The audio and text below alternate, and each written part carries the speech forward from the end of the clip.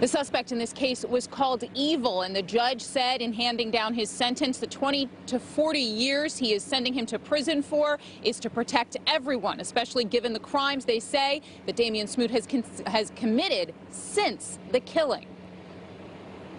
Adam Brundage, a Quakertown dad, would be 43 this fall. Instead, he'll forever be 26. Brundage was killed when Damon Smoot snuck up behind him with a baseball bat, crushed his skull, then smothered him. Smoot then buried Adam on the quarry site where he had worked back then.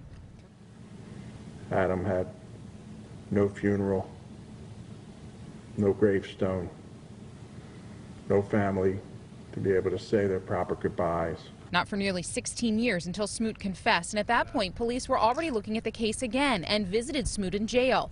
He'd been serving time for an assault and kidnapping of a former girlfriend. Right after Adam's disappearance, the defendant, who stood today accused and convicted and sentenced of murdering Adam Brundage, moved into Adam's residence after Adam disappeared, after the defendant hit him with a baseball bat and smothered him to death. And while Smoot was suspected then in the case, there was little evidence against him. In 2019, police in Quakertown picked up the case and they started talking to people, including the woman Smoot assaulted, who told police Smoot killed his former roommate.